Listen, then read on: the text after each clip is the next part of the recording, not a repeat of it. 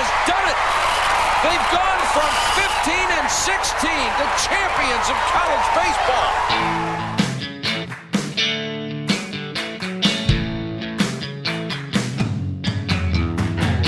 Welcome to the 1,544 Miles to Omaha podcast, talking about the past, present, and future of Cal State Fullerton baseball.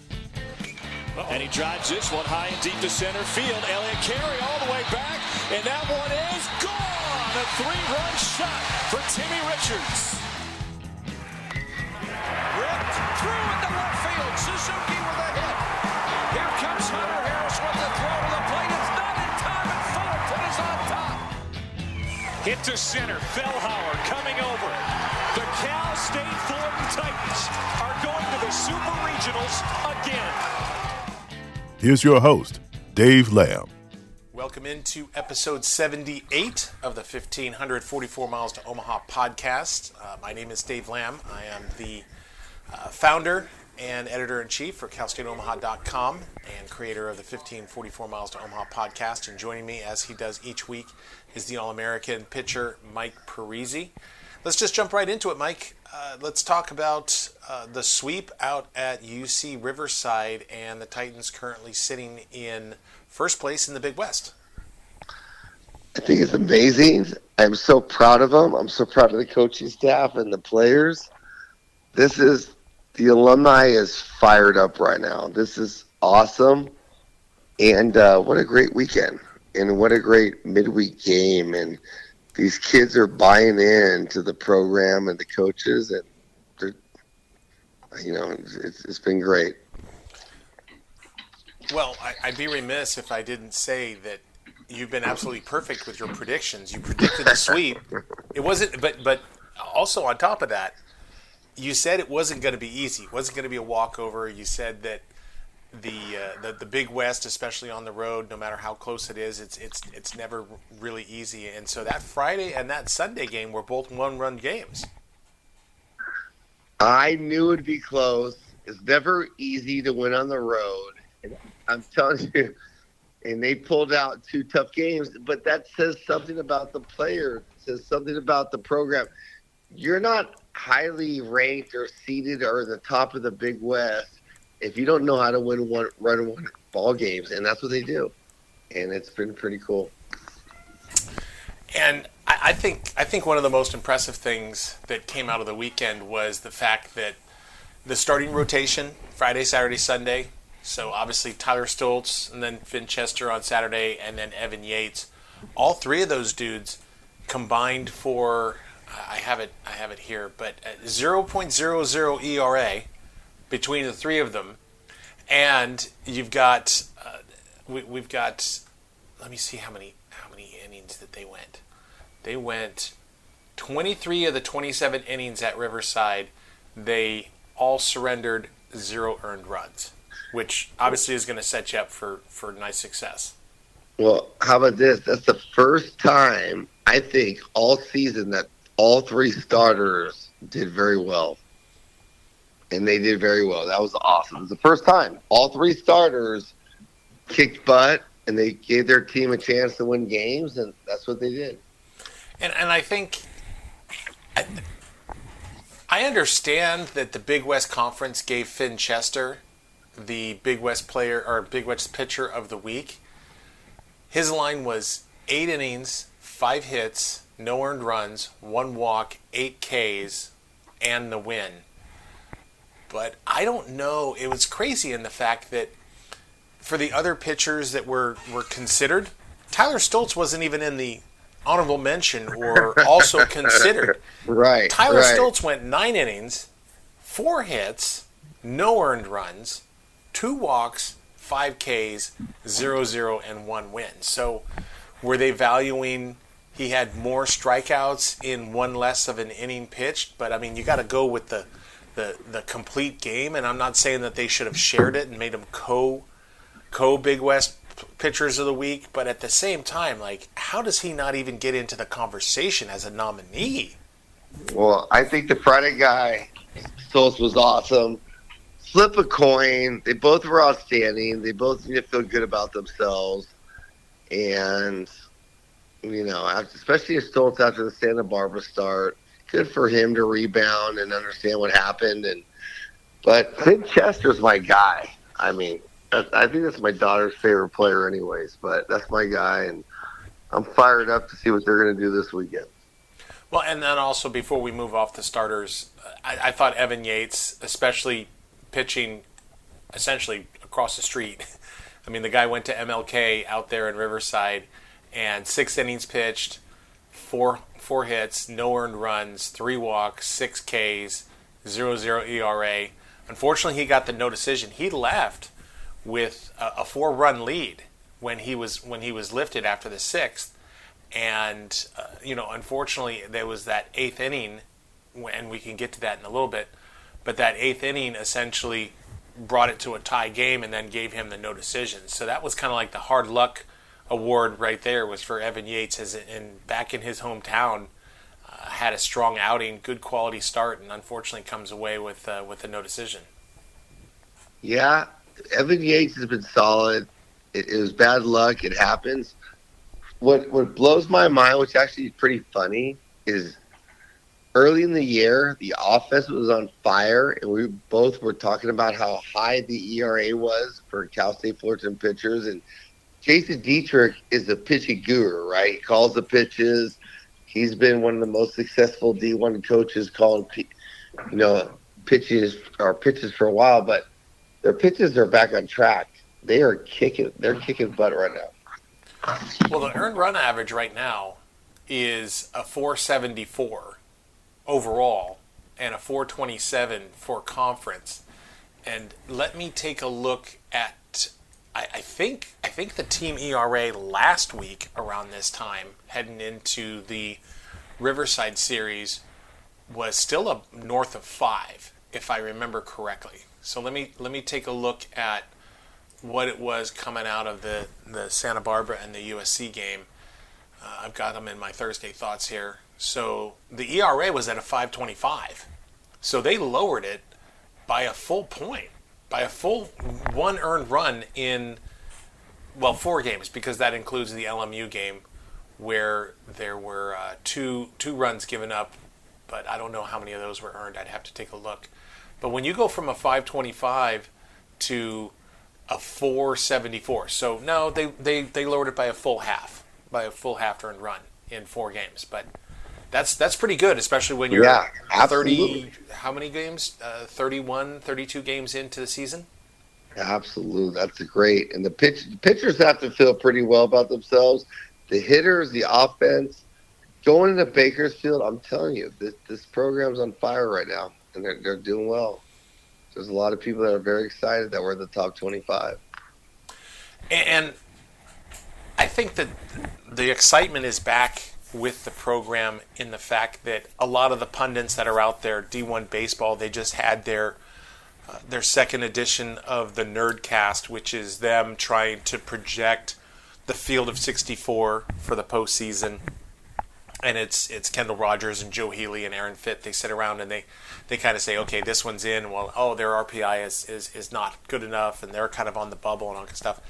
And then the same thing with the 11.7 podcast. Those guys, all of them are projecting that Cal State Fullerton not only is going to make the postseason, which they haven't done in 4 years now, since 2018, but on top of that, they're already projecting that they're probably going to win the Big West Conference. Now, obviously, there's five, 6 more series to go, and obviously, there's plenty of baseball to be played. You got Long Beach, San Diego, and SLO. There's a lot of baseball to be played, and I guarantee you, Dietrich and that staff are like, we haven't accomplished anything yet. We're just trying to get back to where it used to be. Let's take care of business this weekend and go from there. That's their only mindset, and I agree with them.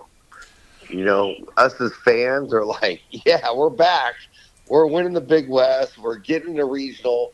And as we should, as fans, with that coaching staff and those players, they're not going to buy into that. There's no way. They can't. Well, and I love to hear that, because, yes, we as fans, people that have followed the program, we all definitely want the Titans to get back as soon as possible. And they've won 20 games, and that is 20 games was the lowest bar for the 21 team. They won 20 games, and that's the lowest win total that the Titans have ever had. So if everything just absolutely implodes, this year's team, which the way they're playing and the way things are going, it would be catastrophic. But the way things are going, you're expecting them to improve on that one. And even if they go 500 the rest of the way, they're probably going to win 32, maybe 33 games or whatever it is. And that's just going 500. That's not winning 2 out of 3 of each of the weekend series. So, I think the arrow is definitely pointing up for sure. But we definitely don't want the players to tune into this or listen to that and then kind of start coasting like, oh, well, we're a shoo-in or something like that. Nothing is guaranteed. No.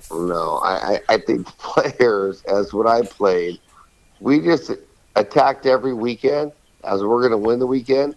Regionals were never in doubt. We're in the regionals. We have a chance for Omaha.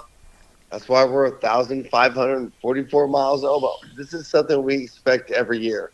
This program expects that. We'll see what happens. Yeah, they're gonna win this weekend. They're gonna do well, and these kids are playing very, very well, and the coaching staff is on fire. Well, speaking of that, the RPI, depending on if you look at NCAA or Warren Nolan or D1 baseball, it's between 52 and 53. So obviously, the margin of error is 1 there. Now, unfortunately, the RPI took a hit after the UC Riverside series because UC Riverside is, I want to say, they're 260 or something like that in the RPI. So even though there was the sweep, it still is an RPI anchor. Now, Cal State Bakersfield is only about they're 240, so they're not great. So obviously, even if you sweep, it still can be that RPI anchor, and the other teams in the Big West, like Long Beach and Irvine and Santa Barbara, they haven't really had a chance to play all 3 of those Big West RPI anchors, and the fact that Fullerton has already played 2 of those 3, UCR, UC Davis, and then now Cal State Bakersfield is upcoming. So, not to put too much pressure of it, like you have to sweep, but you lose one to a quadrant 4 team, that's what they're calling them, that can really, really hurt your RPI. Now, 2 out of 3, obviously, that's going to help you in the Big West standings, and your RPI really doesn't matter as long as you win the Big West and you get that automatic bid. But, in today's day and age, you definitely want to be able to put yourself in the best position, even if something crazy happens and the Big West is won by somebody else. I completely understand that, but Fullerton's mindset is let's win Friday, let's win Saturday, and let's try to win on Sunday. There's no way they're thinking like we're thinking, which I understand, and they shouldn't, but one game at a time.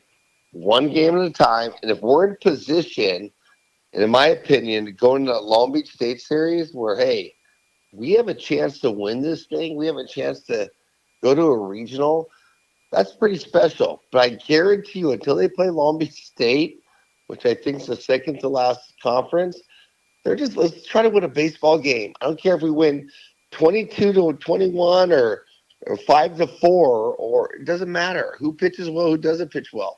Let's win a baseball game, and that's their mindset going into this weekend. Yeah, coming out of Riverside, it was the seventh weekend series in a row, dating back to Texas, then Pepperdine, UC Irvine, UC Davis 3 games, Hawaii 2 games, Santa Barbara 2 games, and then most recently the sweep out at UC Riverside. But I did want to touch on a couple of things coming out of Riverside as well. Is Carter White. We all know that Carter White's been having a really, really great year at the plate, but unfortunately his 24-game hit streak and his 27-game on-base streak came to an end on Sunday. However, in the grand scheme of things, that's a good thing. And how is ending a streak a good thing?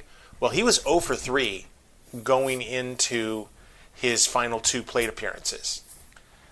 his fourth plate appearance, he lays down a sacrifice bunt. And obviously the streak was still on the line. You know, he was probably going to get another at-bat or plate appearance. Well, in the ninth, it was JT Naviak got hit by a pitch, and then Carter White's batting at the top of the order, so order turns over. And with no outs, Carter White lays down a fantastic bunt and sacrifices himself, gets JT Naviak moved over. Next batter, Moises Guzman ropes a double to left center and then brings in JT Naviak. And now the Titans are leading.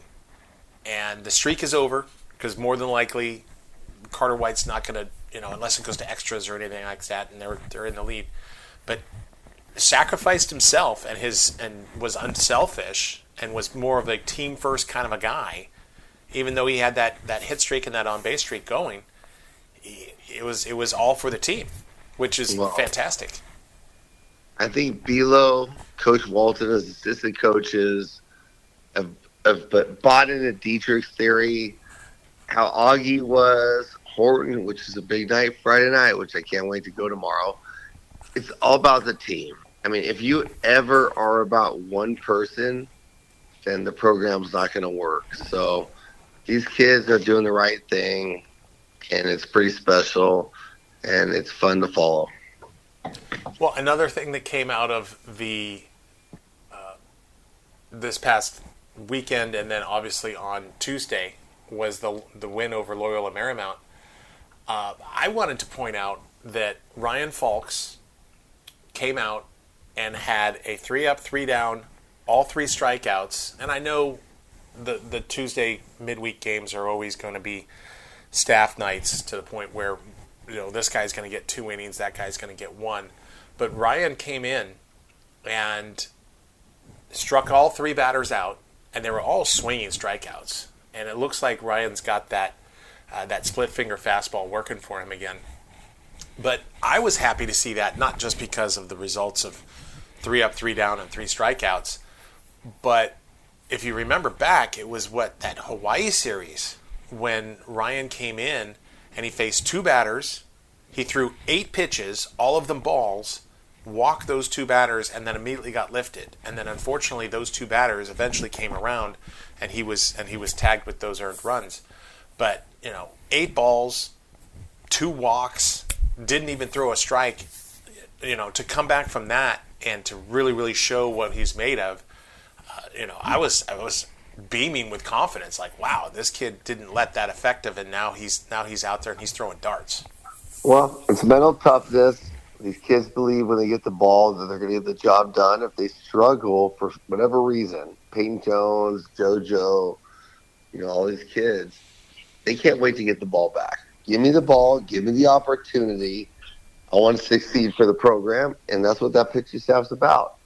It's awesome. And the hitter was like, put me in the lineup. The lineup's changed so many times, but these kids respond. It's just pretty awesome. And the coaching staff has to be proud, and they're putting the right guys in the right time. And,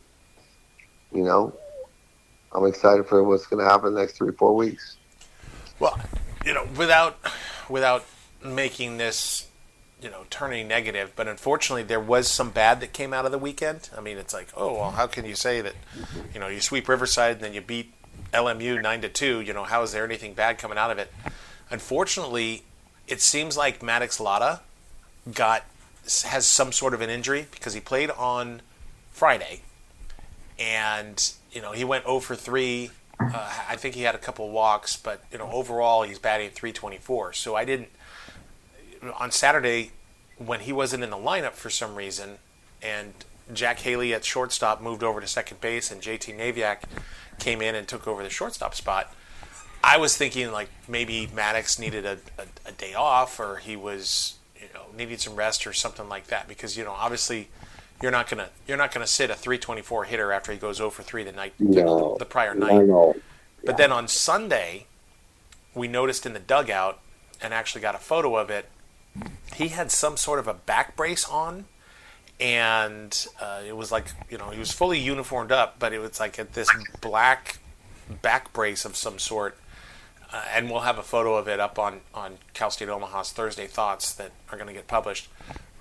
But he didn't play on Sunday, didn't play on Tuesday, so hopefully it's maybe something like back spasms or something like that that's easily fixed. Hopefully it's anything like vertebrae or whatever it is, and I'm not obviously a doctor. I can't make any kind of speculations, but played Friday, but then missed Saturday, missed Sunday, and then did not play on Tuesday. So hopefully that's a minor injury, and he's going to be able to come back on Friday for the Bakersfield series. And then also JoJo Ingracia. I don't know if you saw on Sunday when he came in relief of Evan Yates.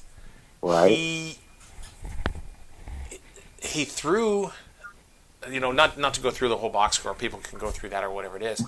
But what impressed me is that it looks like Jason Dietrich actually has X-ray vision. He's like Superman with his vision when it comes to pitcher mechanics. Because with 2 outs, JoJo throws a ball, and Jason calls time, goes out there, and talks with JoJo, and decides to go back to the dugout, leaves him in or whatever it is, and it just looked like your garden variety. But it seemed like it was a little bit weird in the fact that it's like, okay, well, he's already got 2 outs, and he threw 1 ball. It's like, why would you come out mid batter and try to calm him down or something like that? Next pitch he throws it's fouled off into the dirt circle right there at home plate, foul ball. Jason immediately comes out of the dugout and points to the home plate umpire and is bringing the head trainer with him and is like, hey, we're all meeting at the mound right now. Uh-oh. And the umpire goes out there, and our trainer, his name is Mike Wong, he was kind of working on JoJo's left shoulder and was kind of, like feeling this and like, oh, can you feel that? Obviously trying to read lips and all that stuff, can't see it. But he was lifted. And Hinkle was already warming in the pen, so it's not like one of those things where, the umpire was going to give him as much time as he needed because it was an injury replacement. But Hinkle was already warm, and you didn't really necessarily need all that time. But it was concerning in the fact that Coach Dietrich goes out there and grabs the umpire and grabs the trainer and says, I'm seeing something, and we need to get him out of there. So I don't know if it was preventative. I don't know if it was whatever it was, but it seemed like it was a shoulder thing, and they weren't looking at his elbow or doing any of that kind of stuff. So you being the pitcher, I don't know what that means.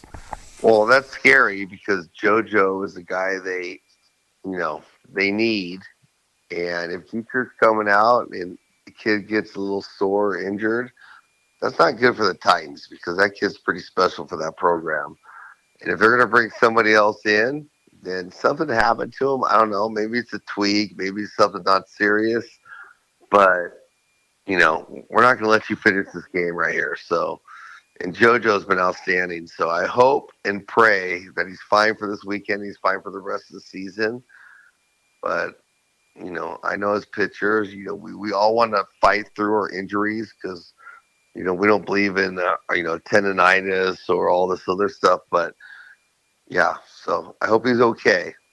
And he came out for a reason, so that's what I think.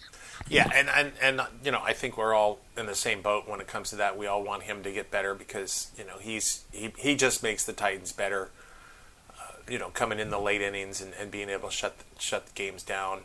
And not being able to pitch on staff night on Tuesday, they didn't need him.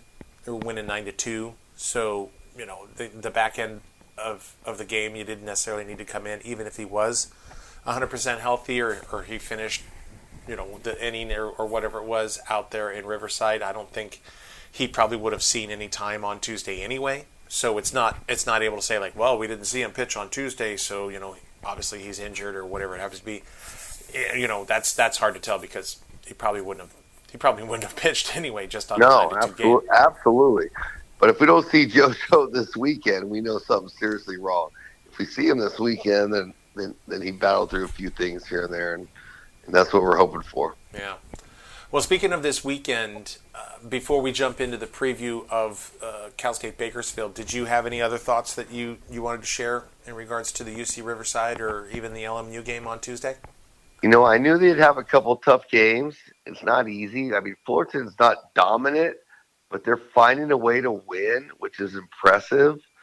And that's what they did this weekend in LMU, and they took care of business in the staff game.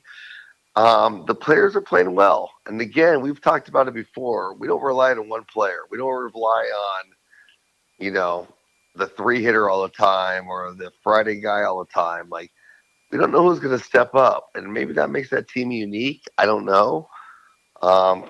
Going in this weekend, Cal State Bakersfield. I've never heard of Cal State Bakersfield when I played baseball, but they're in the Big West. It's Coach Horton night. Let's just keep turning the page and keep moving forward. Well, I wanted to ask you a little bit before we kind of preview what to expect out of the Roadrunners, and the reason why you don't recognize Cal State Bakersfield is because they're in the boat of transitioning from Division II, much like UC San Diego. When it comes to Friday night, the George Horton jersey retirement ceremony, I wanted to get your thoughts on this one, and the fact that I found it a little bit curious that it was decided that it was going to be on a Friday night at 5:30. Now, we've kind of been lamented the whole Friday nights used to be at 7 o'clock. Now they've been moved up to 6, and I don't know if that's an ESPN Plus thing, which I don't really understand. It's not like it's on ESPN and they actually have time slots. I mean, streaming is streaming. You could schedule a game for 6:32 and 30 seconds, and if that's when the game starts, that's when the stream starts, and you really don't have to fit into this little hour or 30-minute time blocks. But anyway, was lamenting the fact that the 7 o'clock games on Friday, because let's face it, here's Orange County traffic. The 57 freeway on a Friday in the afternoon is not easy to navigate. So people that work and either work 8 to 5 or 9 to 6 or whatever it happens to be, getting to a 6 o'clock game on a Friday is a little bit of a struggle. Now, on top of that, they're encouraging people to be there at 5:30 in their seats for a really, really important thing. And I mean, I know the world doesn't revolve around me, but unfortunately, I'm not going to be able to get there. Or unless the game that I'm going to umpire tomorrow goes super fast and I'm able to hustle down from Brea to get to my seats by 5:30, unfortunately, I'm probably going to miss it. And I have a feeling there's a lot of other people out there that are going to be in the same boat. Either they've got to take time off of work or just take the whole day off or whatever it is in order to be there. So I found it to be a little bit curious as to trying to do it on a Friday and especially at 5:30. Right. And I agree 100%. For whatever reason, that's the deal. And me being an alumni and me being close to a lot of alumni, you don't even want to know what Coach Parisi is doing tomorrow. Coach Parisi is going to sneak out after lunchtime, and I have to coach a varsity game against Diamond Bar, but because Diamond Bar is not very good, and we're probably going to be the number 1 seed in D2, I'm going straight to the Fullerton Hotel and meeting Mike Kirby. How about Mike Kirby? And Tony Martinez, a national champion, and we're going to prepare for Coach Horton night. Yeah, and I heard in talking with Coach Horton this past week in preparation and in advance of his jersey number being retired, I asked him about, hey, give us a sneak peek of what we can expect for that. And he didn't have the rundown sheet, 5 minutes, countdown sheets or any of that kind of stuff. But he does know that there's going to be quite a showing of alumni coming out. Former players, former coaches that he's either mentored or coached side by side with. You can probably count on seeing Dave Serrano there. I don't know if Rick Vanderhook will come out, but there's going to be an outpouring of people, and they're going to have that big hospitality tent over there for all the alumni and the coaches and all that stuff. So it's gonna be a big deal. I mean, it's a really big deal. Let me tell you something, because I hope you're there at a certain hour, because I think about an hour before the game, or maybe 45, Coach Horn's going to speak in the classroom in the new building for 20 minutes. All I want to do is be there for the 20 minutes.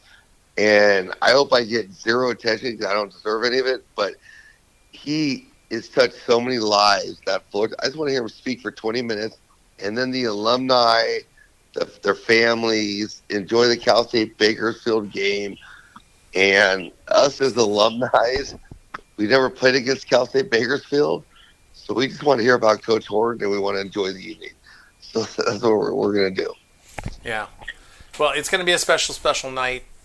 Hopefully my plate umpire, because I'm on the bases tomorrow, hopefully my plate umpire calls a lot of strikes, and we're able to get out of there real fast. Yeah. And hopefully I'll be able to make it down there by 5:30. But we would encourage everybody. I hope if you to have see the you opportunity. there, and I can't wait, because I'll be there early, and there's going to be a lot of great alumni, a lot of great tradition, and Coach Horton, he's special. That he is. Well, let's wrap things up with a little preview of what we can expect out of Cal State Bakersfield. So we hit on it a little bit earlier in the fact that Bakersfield is one of those bottom of the barrel Big West teams right now. They're 14-18 overall, and they're 5-10 in the Big West. So they're they're third from the bottom. So they're ninth right now in the Big West coming in. And, they got off to a nice start in the beginning, but they played teams like St. Thomas and Manhattan. But then they got swept by Stanford and Ohio State and UC Santa Barbara and UC San Diego. So, that's where a lot of their losses came from.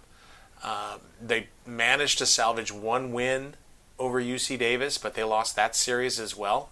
So, but they did win 2 out of 3 versus Hawaii. So, they've got a small winning streak going on because they came out of the weekend series against Cal Poly, winning Saturday and Sunday. So they've got a little mini 2-game winning streak right now, and they did not have a midweek contest this past weekend, or this past Tuesday or Wednesday. So, they ranked 9th out of the 11 Big West teams in batting average with a .263. And they rank 8th out of the 11 in team ERA with a .537. But unfortunately, they rank dead last in fielding percentage with a .944, with 65 errors in 32 games. That's averaging almost 2 errors per game. So if the Titans can take advantage of fielding errors out there, that's obviously any of those freebies that the Roadrunners are going to give the Titans. They definitely need to capitalize and cash those in. But it looks like the starters that are scheduled for this weekend for Bakersfield looks like it's going to be a right-hander, Ryan Verdugo. He's going to go on Friday against Tyler Stoltz. Ryan Verdugo, he's a Friday guy. That's a Bishop Amat kid. Am I right? You're right. You are absolutely right.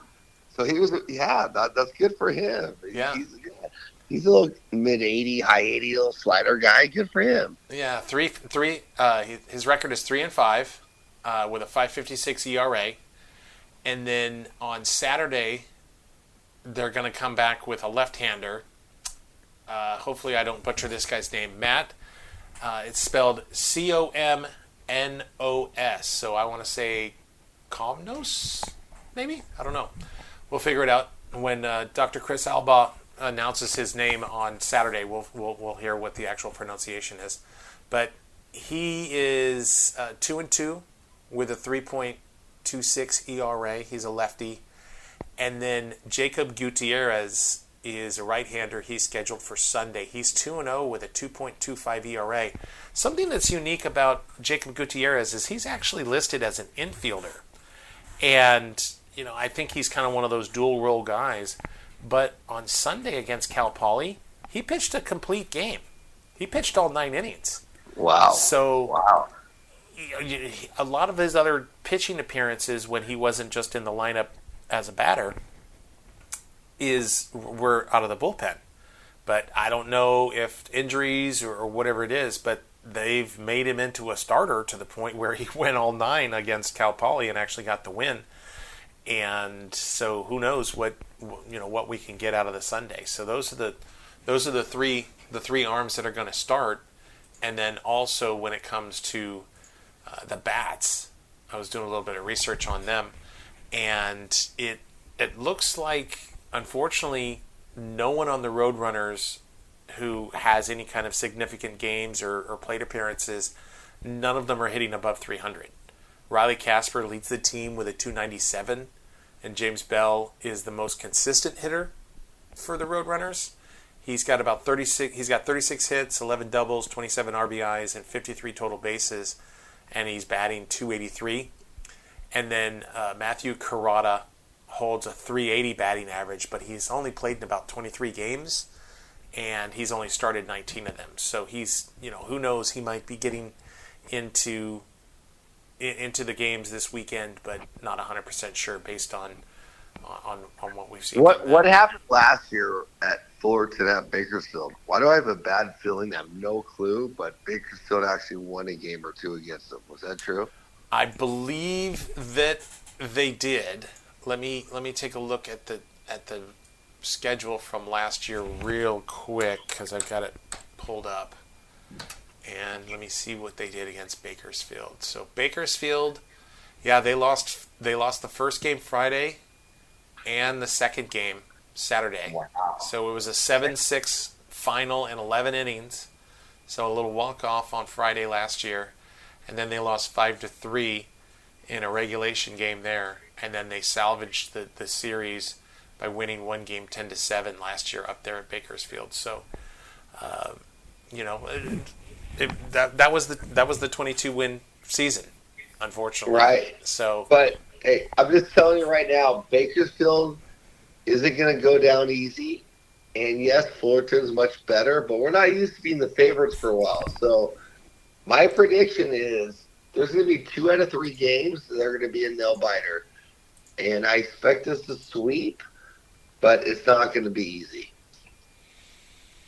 Well, the good news is that it is on the weekend at Goodwin, so they don't have to worry about staying in hotels or going on the road and playing in an unfamiliar ballpark. So they've got that working in their favor, but at the same time, you definitely want to get that sweep, because you definitely don't want to have that RPI anchor and having a loss to a plus 200 RPI team. So no, we all get that as fans, and yeah, we want the sweep, we want the RPI, we want the Big West, but these kids, they're not used to it. Let's just take Friday. Let's win Friday and go after Saturday. We think we got the starting rotation down. Players understand their roles, and let's just see what happens. We're going to show up to play every day. We're going to show up to every pitch, every inning, and we're going to compete. And we're going to do things the right way. And that's what Dietrich has his program doing.